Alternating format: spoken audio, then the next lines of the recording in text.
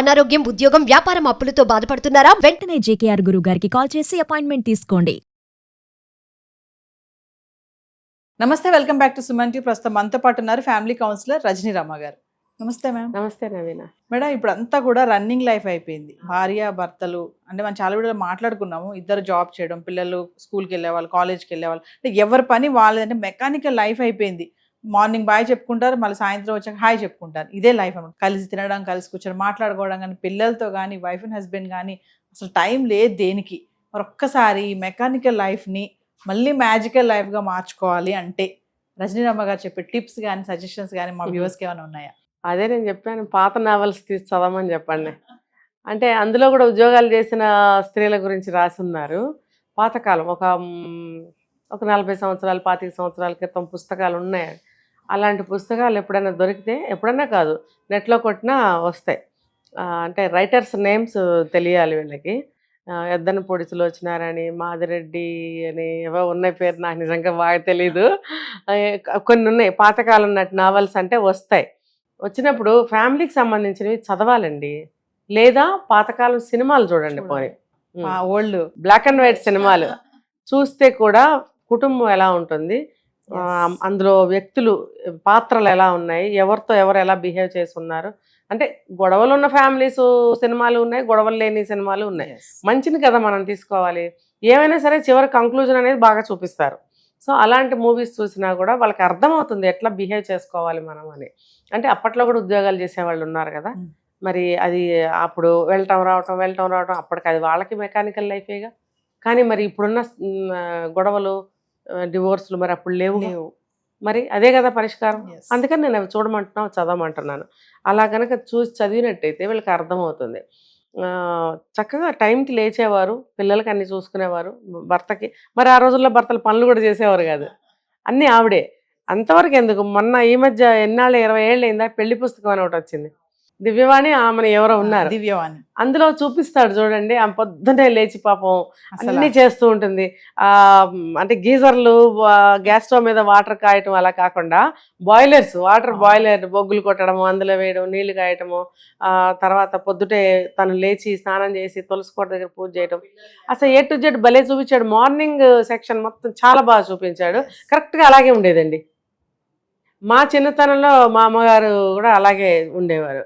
Boiler వెలిగించడము, వేడి నీళ్ళు ఒకటేసారి 2-3కి 2-3 బకెట్లు వేడి నీళ్ళు వస్తాయి. అందులో చన్నీళ్ళు కూడా కలుపుకోవచ్చు, బాగా కాగుతాయి. మళ్ళీ మనం చన్నీళ్ళు పోయాలి. అందులో పోస్తే ఏమవుతుందంటే మళ్ళీ నీళ్లు కాగుతాయి, మళ్ళీ అందులో బొగ్గులు వేయడం. ఇలా మేము కూడా మధ్యలో వెళ్ళి బొగ్గులు వేయమంటే వేసేవాళ్ళం. మళ్ళీ వెనకాల వాళ్ళకి కాగాలి కదా నీళ్ళు. మరీ చిన్నప్పుడైతే మా అమ్మ ఒక్కటే కష్టపడేవారు. అప్పుడు చూసేవాళ్ళం, పొద్దునే మా నాన్నగారి కాఫీ అక్కడ బెడ్రూమ్లోకి తీసుకెళ్ళి అందించాలి ఆయనకి. ఇలా పడుకుని న్యూస్ పేపర్ చదువుతూ ఉండేవారు. మీరు అన్నారే ఎక్స్పీరియన్సెస్ అని ఇవే. ఆయన మరి మేమేమో హోంవర్క్లు చేసుకుంటూ చదువుకుంటూ స్కూల్ టైం అవుతూ ఉంటుంది. మా నాన్నగారు ఆఫీస్ టైం అయ్యే వరకు న్యూస్ పేపర్ చదువుకోవడము, అలాగా టైంపాస్. రూమ్లోకి తీసుకెళ్ళి అమ్మ కాఫీ ఇవ్వడము, ఇక్కడ మేము ముగ్గురికి పాలు కలిపి 3 గ్లాసుల్లో ఇవ్వడము. మళ్ళీ మాకు ఇది కాంప్లాన్ ఇచ్చేవారు మాకు చిన్నప్పుడు. కాంప్లాను, తర్వాత ఎప్పుడన్నా బోర్న్విటా అలాంటివి కలిపి పాలు ఇచ్చేవారు. మరి ఆ పాలు మేము తాగుతుంటే మా అమ్మ, అసలు ఆమె కాఫీ ఎప్పుడు తాగేదో నాకు ఇప్పటికే గుర్తులేదు.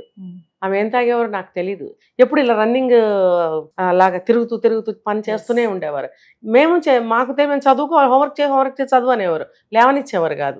మా నాన్నగారు అలా ఉండేవారు. మరి మా అమ్మ ఒక్కటే కష్టపడేవారు.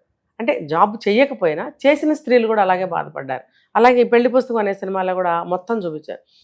అంటే ఫ్యాన్ ఇటు తిప్పు అంటాడు రాజేంద్ర ప్రసాద్, నువ్వు ఫ్యాన్ కూడా తిప్పుకోలేవా, ఫ్యాన్ కూడా ఆవిడే తిప్పాలా అంటే అలా చేయించుకున్నారు.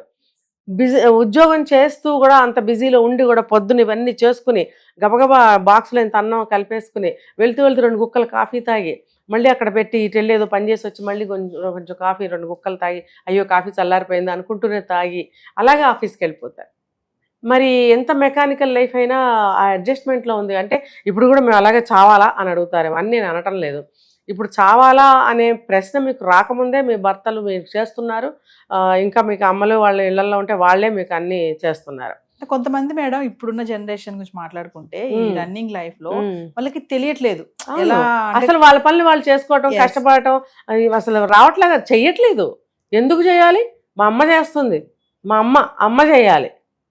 మరి పెళ్ళైన తర్వాత ఎక్కడి నుంచి వచ్చిన అత్తగారు గబుక్కుని నీకు అన్ని చేసేస్తారా ఆవిడ? బాగుంటుందా? వేరే కొత్త మనుషులతో అలా చేయించుకోవచ్చా? నువ్వు కలిసిపోవాలి వాళ్ళ ఇంట్లో. నువ్వు కలిసిపోతూ ఉంటే ఎప్పుడైనా నీకు బాగున్నప్పుడు నీకు చేస్తారు. అంతేగాని నువ్వు దర్జాగా కూర్చుని గదిలో నుంచి కాఫీ కావాలని అడిగితే అత్తగారు తెచ్చిస్తారా? అది తప్పు కదా. అది పనులు చేయట్లేదు ఇప్పుడు అమ్మాయిలు, పైగా బిజీ. ఏమిటో బిజీ. మరి ఆ రోజుల్లో వాళ్ళకి బిజీ కదా, ఉద్యోగాలు చేయలేదా?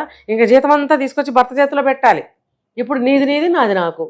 నేను నా డబ్బులతో నేను ఇది కొనుక్కుంటా, నీ డబ్బులతో నువ్వు ఏమైనా చేసుకో.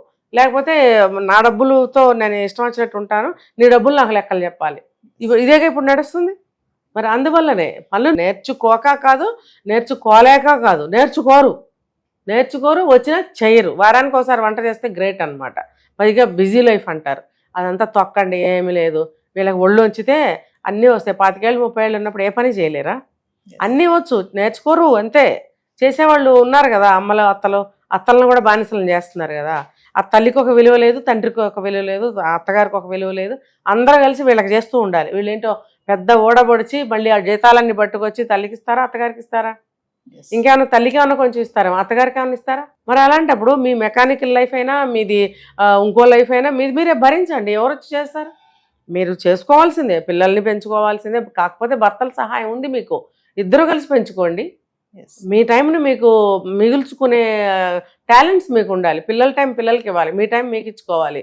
మీ ఆఫీస్ టైం ఆఫీస్కి అలా దేని దానికే మీరు డివైడ్ చేసి చక్కగా మీ టైంని మీరు మేనేజ్ చేసుకోవచ్చు. అంటే అలా టైం ఇవ్వకపోవడం వల్లే గొడవలు రావడము, ఇప్పుడు డివోర్స్ అనేసి ఇలాంటివి జరుగుతున్నాయి అనుకోవచ్చు అంటారా? అంటే కోఆర్డినేషన్ ఉండట్లేదు, ఇద్దరు జాబ్ కోఆర్డినేషన్ ఉండట్లేదు, ఒకళ్ళకొకళ్ళు టైం ఇవ్వట్లేదు. టైం లేక కాదు, టైం బోల్డ్ ఉంటుంది. టైం నేను నీకు ఇవ్వట్లా, నువ్వు నాకు ఇవ్వట్లా. ఎందుకు అనంటే ఇక్కడ చెప్పుకోవచ్చు మెకానికల్ అని కూడా నేను అన్నా. నీ ఫోన్ నువ్వు పట్టుకుంటావు, ఆయన ఫోన్ ఆయన పట్టుకుంటా. నీకేదో అవసరం అవుతుంది బుక్ చేస్తుంటావు, అతనికి ఏదో అవసరం అవుతుంది అతను ఏదో బుక్ చేసుకుంటుంటాడు. చెరొక ఆర్డర్ ఇంటికి వస్తుంది. అంటే భోజనం అని కాదు, ఏమో వస్తువులు పొద్దుటి నుంచి రాత్రి వరకు వస్తువులు వస్తూనే ఉంటాయి. ఇల్లు కదలరు, టైం లేదా? ఇప్పుడు బయటికి వెళ్ళి తెచ్చుకోవాలి కదా, ఒకప్పుడు అన్ని బజార్కి వెళ్తేనే వస్తాయి, కలిసి వెళ్ళేవాళ్ళు.